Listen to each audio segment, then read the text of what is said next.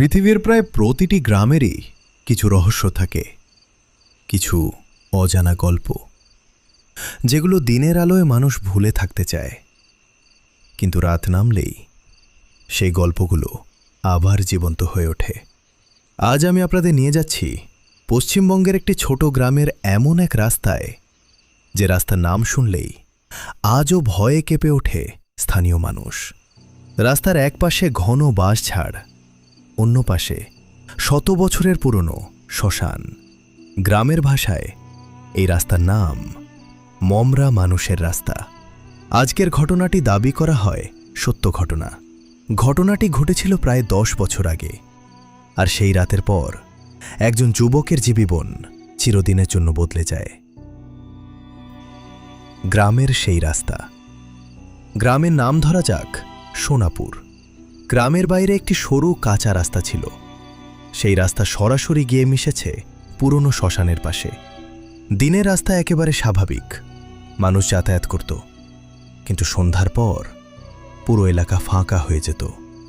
কারণ গ্রামের বয়স্করা বলতেন, রাত 12টার পর ওই রাস্তায় কেউ একা যাবে না। কেন সেটা কেউ পরিষ্কার করে বলতো না, শুধু বলতো যারা গেছে তারা আগের মতো ফিরে আসেনি। রাহুলের প্রত্যাবর্তন। সেই গ্রামেরই এক যুবক ছিল রাহুল। শহরে কাজ করত, ভূত প্রেত এসব বিশ্বাস করত না। একদিন জরুরি কাজে তাকে গভীর রাতে গ্রামে ফিরতে হয়। শেষ বাস থেকে নামতে নামতে রাত প্রায় 1টা। এখন বাড়ি ফিরতে হলে তাকে শ্মশানের রাস্তা দিয়েই যেতে হবে। লোকজন সাবধান করল, কিন্তু রাহুল হাসতে হাসতে বলল, ভূত দেখলে সেলফি তুলব। প্রথম অস্বাভাবিক হাঁটতে শুরু করল। প্রথমে সবকিছু স্বাভাবিক ছিল, কিন্তু শ্মশানের কাছাকাছি পৌঁছাতেই চারপাশের শব্দ একেবারে বন্ধ হয়ে গেল। না ঝিঁঝি পোকার শব্দ, না কুকুরের ডাক, না বাতাসের আওয়াজ। অস্বাভাবিক নীরবতা। হঠাৎ রাহুল লক্ষ্য করল, তার নিজের পায়ের আওয়াজ ছাড়াও আর এক জোড়া পায়ের শব্দ শোনা যাচ্ছে। থক থক থক। সে থেমে গেল, শব্দও থেমে গেল। আবার হাঁটতে শুরু করল, আবার সেই শব্দ, কিন্তু পিছনে তাকিয়ে কাউকে দেখতে পেল না। সাদা কাপড়ের মানুষ। রাহুল যখন শ্মশানের সামনে পৌঁছালে, তখন সে দেখল দূরে একটি সাদা কাপড়ে ঢাকা মানুষ দাঁড়িয়ে আছে। মানুষটি একদম স্থির, কোনো নড়াচড়া নেই। রাহুল ভেবেছিল হয়তো কোনো পথচারী, কিন্তু কয়েক মিনিট পর বুঝল লোকটি দাঁড়িয়ে নেই, ভাসছে মাটি থেকে কিছুটা উপরে। তার শরীরের নিচে কোনো ছায়া নেই। রাহুলের গলা শুকিয়ে গেল।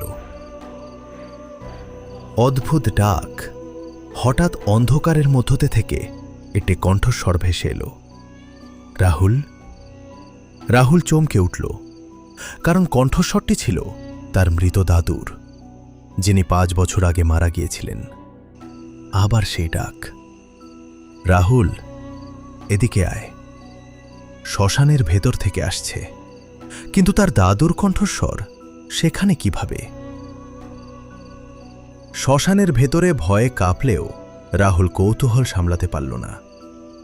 সে কয়েক পা এগিয়ে গেল। তারপর দেখতে পেল একটি পুরনো চিতার পাশে কয়েকজন মানুষ দাঁড়িয়ে আছে। সবাই সাদা কাপড় পরে, কিন্তু তাদের মুখ নেই, একদম ফাঁকা, যেন মুখের জায়গায় শুধু কালো অন্ধকার। তারা সবাই একসাথে রাহুলের দিকে তাকিয়ে আছে, আর ধীরে ধীরে এগিয়ে আসছে। পালানোর চেষ্টা। রাহুল দৌড়াতে শুরু করল, কিন্তু যতই দৌড়ায় রাস্তা যেন শেষই হচ্ছে না। মনে হচ্ছে সে একই জায়গায় ঘুরে ঘুরে আসছে। তারপর হঠাৎ সে দেখল সামনে দাঁড়িয়ে আছে সেই সাদা কাপড়ের মানুষটি। এবার খুব কাছে, এত কাছে যে তার শ্বাসের শব্দ শোনা যাচ্ছে। ধীরে ধীরে কাপড়টা সরতে শুরু করল, আর তার নিচে যা ছিল সেটা মানুষ নয়, একটি পুড়ে যাওয়া মুখ, দুটি কালো চোখ, আর অস্বাভাবিক হাসি। চারপাশে হঠাৎ শত শত মানুষের কান্নার শব্দ শুরু হয়ে গেল। শ্মশানের আগুন নিজে থেকেই জ্বলে উঠল। রাহুল মনে করল আজ তার শেষ দিন। ঠিক তখনই দূরের মসজিদ থেকে ফজরের আজান ভেসে এলো। এক মুহূর্তে সব শব্দ বন্ধ, সব ছায়া অদৃশ্য, সব আগুন নিভে গেল। চারপাশ আবার স্বাভাবিক। রাহুল নিজেকে রাস্তার পাশে অচেতন অবস্থায় খুঁজে পেল। পরদিন গ্রামের বয়স্করা তাকে একটি পুরনো ঘটনা জানায়। বহু বছর আগে একই শ্মশানের কাছে এক ভয়ঙ্কর অগ্নিকাণ্ডে কয়েকজন মানুষের মৃত্যু হয়েছিল। সেই ঘটনার পর থেকেই মাঝরাতে অনেক মানুষ অদ্ভুত ছায়া দেখার দাবি করেছে। রাহুল আজও জানে না সেদিন রাতে সে যা দেখেছিল সেগুলো কি সত্যিই মৃত মানুষের আত্মা ছিল নাকি কোনো অজানা রহস্য। কিন্তু একটা বিষয় সে নিশ্চিত, সেই রাতের পর আর কখনো সে একা শ্মশানের রাস্তা দিয়ে হাঁটেনি। আপনারা কি বিশ্বাস করেন শ্মশানের রাস্তার সেই রহস্য আজও জীবিত? কমেন্টে জানাতে ভুলবেন না। শ্মশানের রাস্তার রহস্য পর্ব 2, ফিরে আসা অন্ধকার। রাহুল ভেবেছিল সেই রাতের ঘটনা শেষ হয়ে গেছে। সে ভেবেছিল হয়তো অতিরিক্ত ভয় বা ক্লান্তির কারণে এসব দেখেছিল। কিন্তু কিছু রহস্য মানুষের জীবন থেকে এত সহজে চলে যায় না।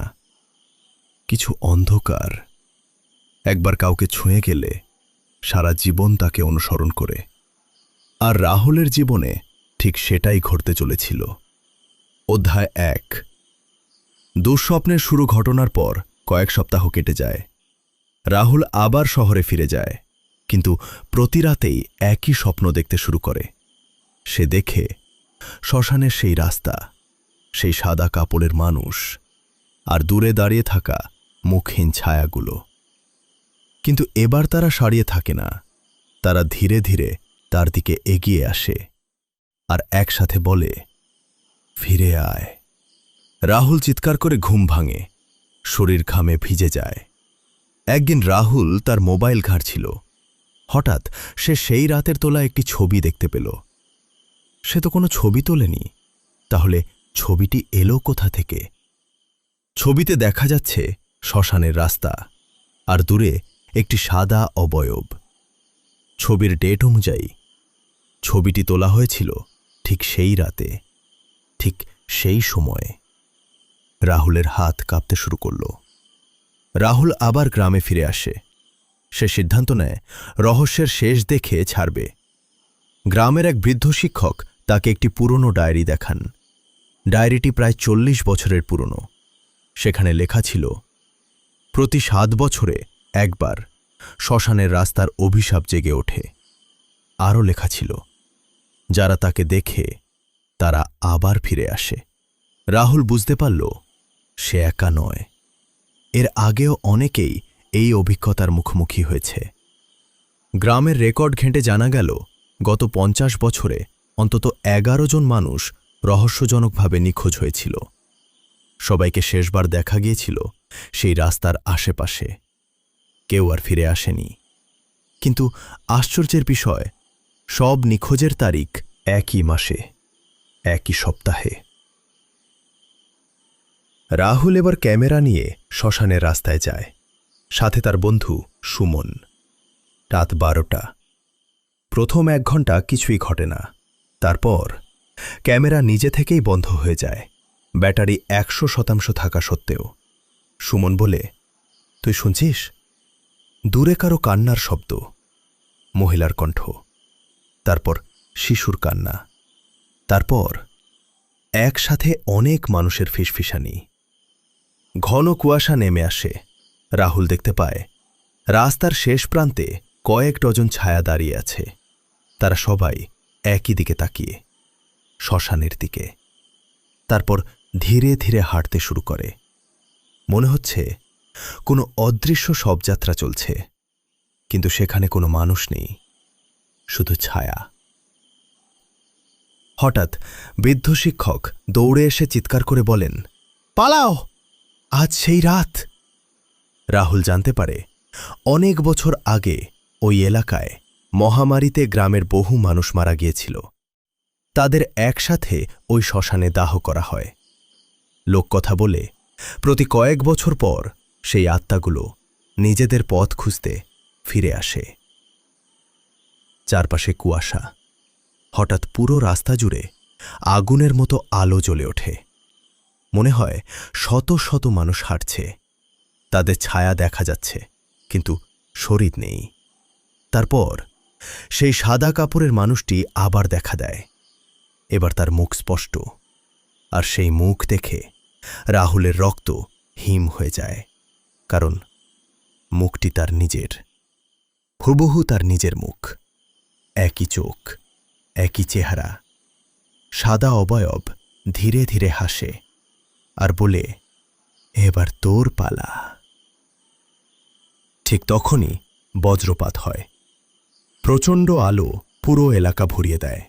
সবকিছু অদৃশ্য হয়ে যায়। পরদিন সকালে রাহুলকে পাওয়া যায়, কিন্তু সে আর আগের মতো ছিল না। সে কখনো সেই রাতের পুরো ঘটনা কাউকে বলেনি। শুধু একটাই কথা বলেছিল, শ্মশানের রাস্তা কাউকে ডাকে না, মানুষই ভুল করে তার কাছে চলে যায়। কিন্তু প্রশ্ন এখনও রয়ে গেছে, সেই রাতে রাহুল নিজের মুখ কেন দেখেছিল? আর শ্মশানের রাস্তা কি এখনও নতুন কাউকে অপেক্ষা করছে?